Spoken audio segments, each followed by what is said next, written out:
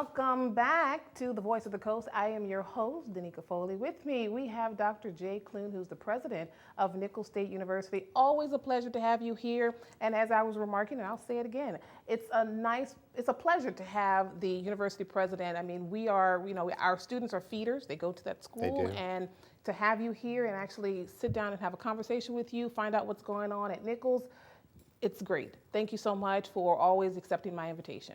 Well, thank you for having me, Danika. It's great to be here. Awesome. And speaking of which, I mean, what kind of brings you to this area? I was here a lot as a kid. I had family here who worked at McDermott. My dad worked at McDermott for a number of years, and he managed the Donner Gym. So I was always in this neck of the woods. Awesome. Well, of course, it's nice to have you come through here often. Just the other day, you was at the Chamber of Commerce luncheon, and I got a chance to see you there briefly. So it's good to have you back pretty much in the same week. Yes, twice in 1 week. Thank you. Awesome. So let's kind of pick up where we left off the last time you were here. Sure. We were talking about the buildings, the colleges, and you actually, they took down the names because of just prior history. Sure. So those colleges are still unnamed, right? So Danika, as a president, I can take down a name and give a building its functional name. So I could rename it the College of Science and Technology or the College of Education and Behavioral Sciences. And that's what I did. We took down 2 Confederate general names, as you know, and we're going through a process to rename those. That requires we submit a name to the system, our university system. So right now we have a commission working on what those names should be. Yes. How close are we? We're very close. We have a list of names that will go on the buildings. Those that don't go on the buildings could possibly in the future go on the streets that we're renaming as well. So we're working through a process. I would think in the next probably 3 to 6 months, you'll see those change. And that's when you'll be back here to talk about it. Absolutely. Okay, awesome. We're going to go ahead and put that on the calendar. Let's do that. Get it all lined up. Well, awesome. Again, thank you again for that. Now, of course, unfortunately, we got to talk about COVID. I mean, we are still in a pandemic. How is the college handling COVID cases? I think we've done remarkably well. We had a great team that got out ahead of this thing, and that meant thinking, what would we need on this campus to manage it during COVID? And we realized immediately we needed quarantine space, we needed isolation space, so we renovated what we call South Babington into quarantine and isolation space, and then North Babington we renovated for at-risk students medically at risk who couldn't live with another in the same room, and that was our prep there. And then we had to prepare for testing. Testing is a big part of staying on campus. We ordered tens of thousands of tests this semester to administer to students, rapid test. Now we're getting into the vaccine business. We've distributed over 700 vaccines to nursing and allied health students at Nicholls and Fletcher. We had responsibility for both faculty and staff and their spouses 65 and over. Now we're looking at 55 and over with a comorbidity, student teachers in the College of Education, as well as a few other select groups. We anticipate soon starting faculty and staff, and those will be massive vaccinations, and then students will follow.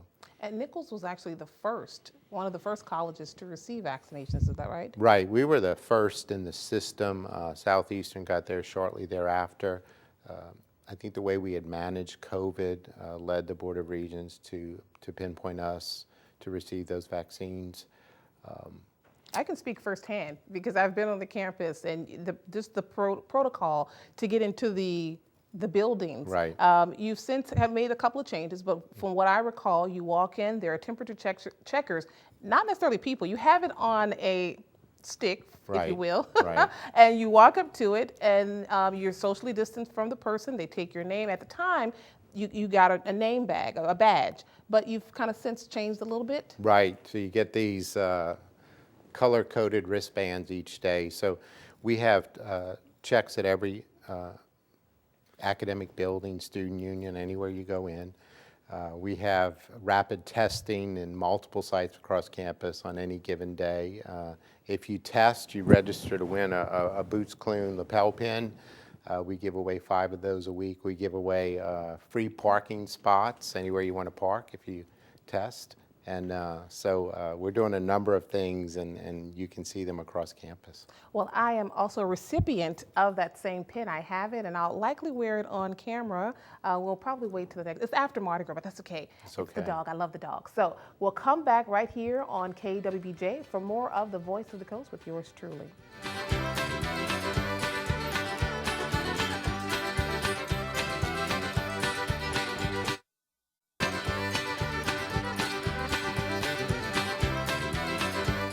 Welcome back to the Voice of the Coast. Let's get right back into it. Again, we are here with the president of Nicholls State University, Dr. Jay Clune.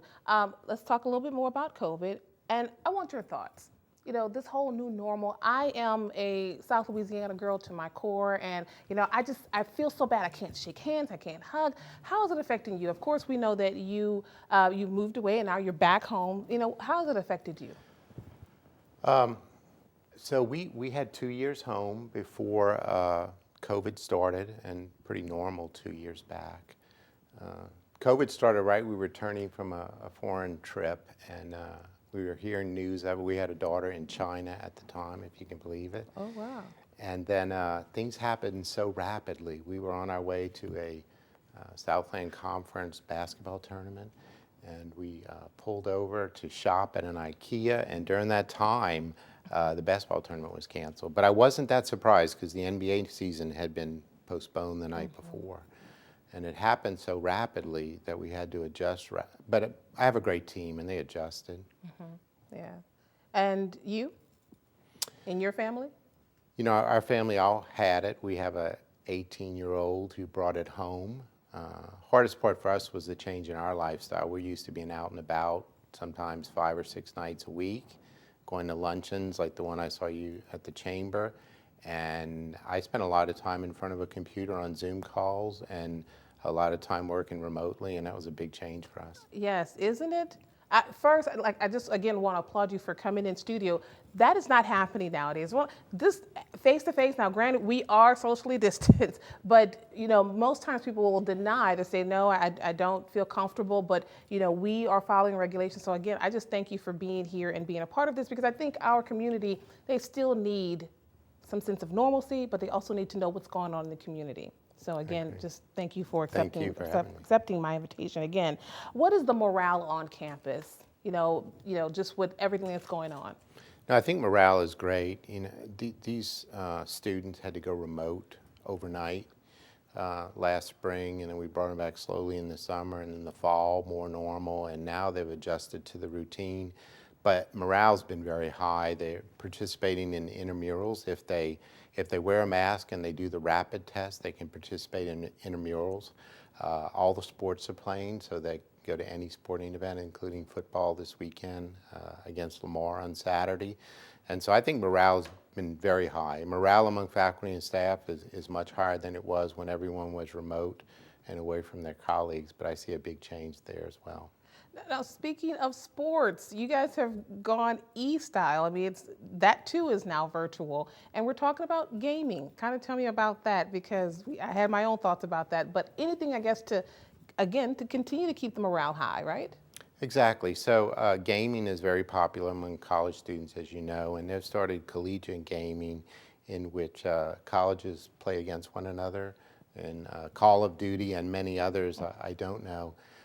But now we formed an official esports team. We defeated LSU in one event recently. Yeah. You need to have that on the online so everyone can say that. I know the folks here are like, what? You know, we have a lot of LSU fans here, but please continue. So we're renovating the old Colonel's Retreat in the Union into an esports venue and gaming lounge. So there'll be 10 consoles and a lounge area where you can watch people play. And we expect that to bring a lot more life to the student union. That might be also a great recruitment tactic to get students to come in. You can play video games. Just I hope the parents, aren't sending their money to school so the kids can play video games, but they're also learning in the process. They are learning, and look, they're going to play in their dorms separate and apart from one another, or they will come into the lounge space. So we'd rather have them together in the student union. Okay, awesome. Let's go back to, I guess, the traditional sports. Well, we're going to hold that thought. We have 30 seconds left, so we'll come back and talk about football and basketball and attendance. So come on back right here on the Voice of the Coast.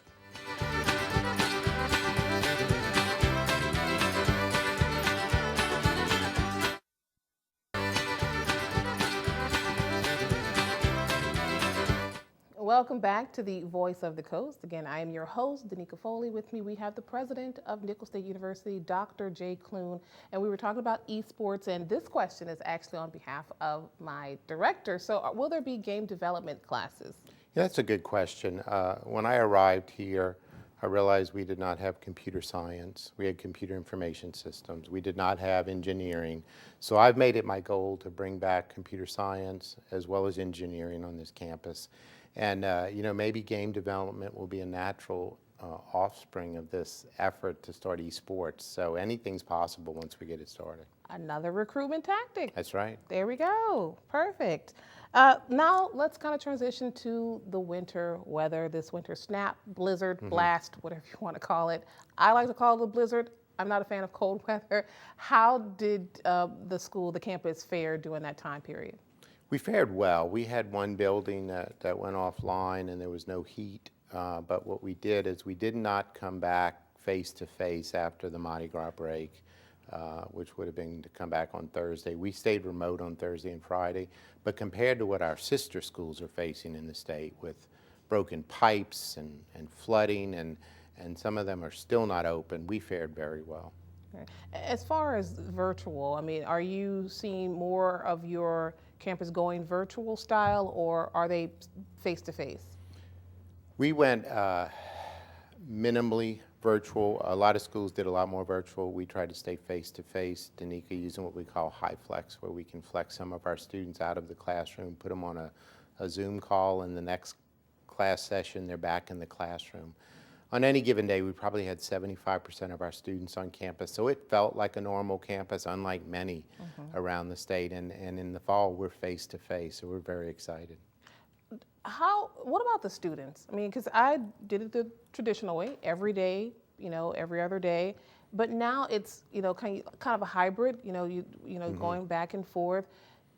And I think the younger generation, their attention span is not quite as it once was. I mean, so how is it for them? I mean, obviously attendance enrollment is pretty good.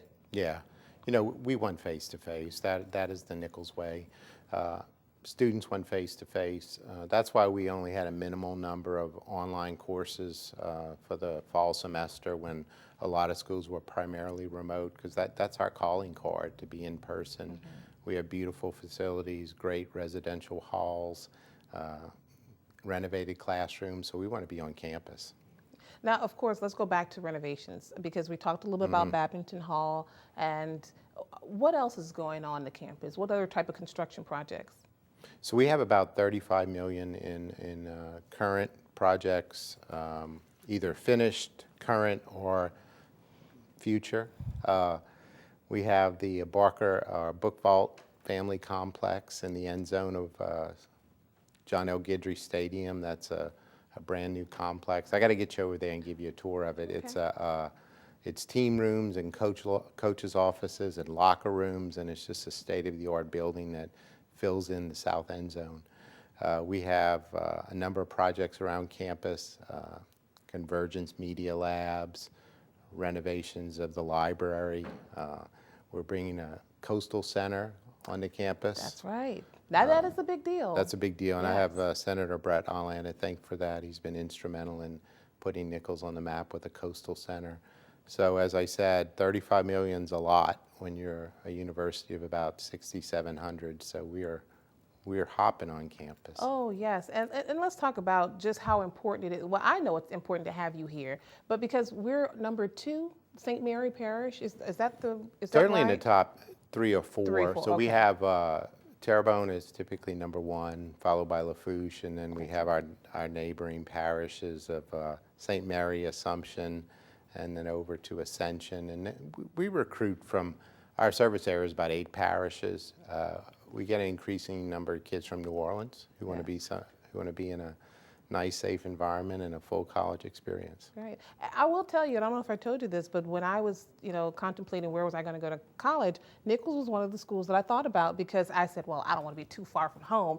It really, you still have the convenience of, as I say, as the city. You still have the convenience of the city. So one more segment to go. Come on back right here on the Voice of the Coast.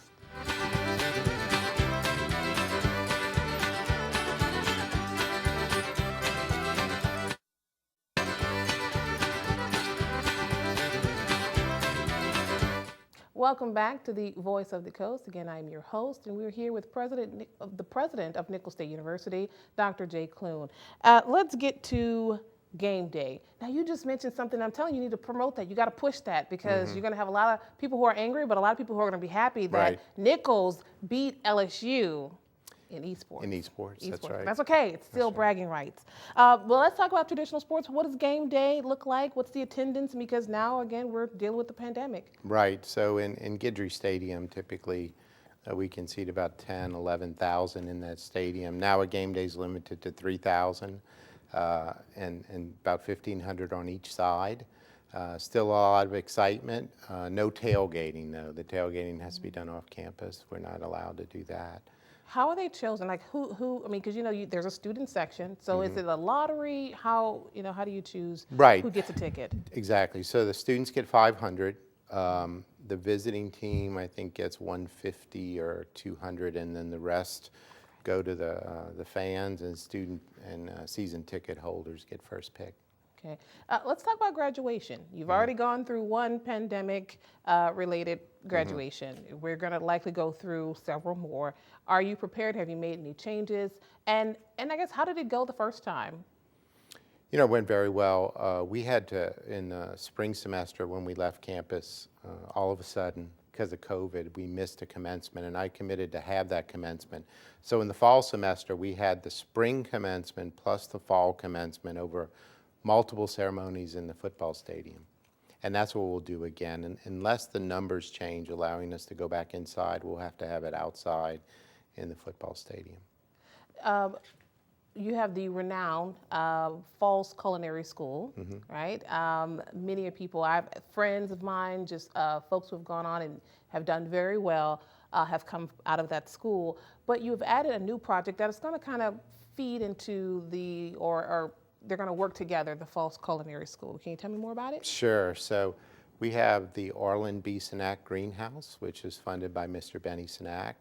And that's going to be a place where our Bridge to Independence students work. Those are students with intellectual disabilities, those on the autism spectrum who get the full college experience of living on campus and either going for a certificate in the case of those with intellectual disabilities or a full degree for those with autism. And so as a result, we're building a greenhouse that will have hydroponic components, and we'll be growing herbs, spices, and vegetables for the Culinary Institute, and all that will be done by the Bridge to Independence students, and all proceeds from that, as well as sales to the community, will go back to the Bridge program. So it is open to the community? It is, and Allison Clune, my wife, who is with me today, was a major designer of that space, and she's very proud of it. So how can I get involved? I like fresh, herbs and fruit and things of the nature. So what would I do? We have to get you on a mailing list and let you know when we're having events. Okay, sounds good. Sounds good. Now, what I like most, like I told you, being here face to face, the school has not stopped as far as putting on events. Like you said, the students, the adults, everyone, they want face to face. They want to be in the place. And some of the events that you've had are virtual, but there have been some that have been in person. You've had, we had Black History Month and also going into Women's History Month. You guys are still moving, right? You're still offering events for the public. We are. Black History Month is very popular on the campus. There are numerous events. And the change I saw as we moved from smaller venues to larger venues with people spaced, but still face to face, often with with an online component so people could tune in if they couldn't be there. And the Women's History Month, I expect the same thing, a combination of on campus and virtual. And last question for you. Why Nicholls? Why should the students who are in high school right now, why Nicholls? One, it feels like a family. It's a full college experience, a beautiful campus, outstanding instructors, great social life. It's got everything a student would want. All right, awesome. That's it in a nutshell. So again, thank you as always for coming back. We'll see you in the next 3 to 6 months. Absolutely. To get some more updates, and just come on back anytime that you want. If you want to call me, it's I fine. will, Danika. Thank you. As always, we would love if you guys could subscribe to us on Facebook. We are KWBJ TV 22. Have a great night.